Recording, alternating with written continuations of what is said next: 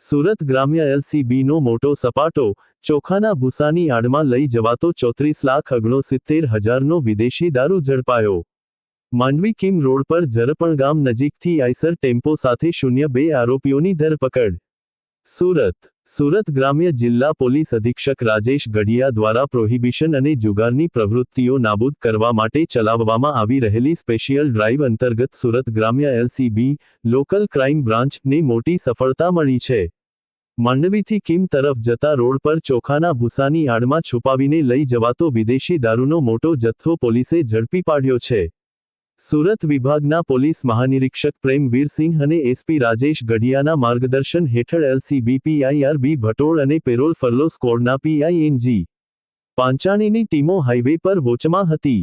આ દરમિયાન પીએસઆઈ જે.એલ. પટેલ અને તેમની ટીમના એએસઆઈ મુકેશભાઈ, એચસી કાર્તિકગીરી, અનિલભાઈ અને દિનેશભાઈને સંયુક્ત બાતમી મળી હતી કે એક Eicher tempo number GJ 15AT7590 માં દારૂનો જથ્થો ભરીને નાનાપોઢાથી વાંસદા માંડવી થઈ આણંદ તરફ જવાનો છે. બાતમીના આધારે પોલીસે ઝરપણ ગામની સીમમાં ટોલટેક્સ પાસે વોચ ગોઠવી હતી. શંકાસ્પદ ટેમ્પો આવતા તેને અટકાવી તપાસ કરતા પાછળના ભાગે ચોખાના ભૂસાની ગુણોની આડમાં છુપાવેલો વિદેશી દારૂનો માતબર જથ્થો મળી આવ્યો હતો. કુલ મુદ્દામાલ 34,69,358 દારૂ, ટેમ્પો અને અન્ય સામાન સહિત. ઝડપાયેલ આરોપી 2 ચાલક અને ક્લીનર. વોન્ટેડ આરોપી દારૂ ભરી આપનાર, મોકલનાર અને મંગાવનાર ઇસમો.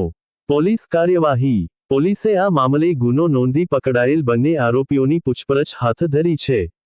આ દારૂનો જથ્થો ક્યાંથી આવ્યો હતો અને આણંદમાં કોને પહોંચાડવાનો હતો તે દિશામાં વધુ તપાસ તેજ કરવામાં આવી છે. દારૂ મોકલનાર અને મંગાવનાર અન્ય બુટલેગરોને પણ પોલીસે વોન્ટેડ જાહેર કરી ઝડપી પાડવા ચક્રો ગતિમાન કર્યા છે.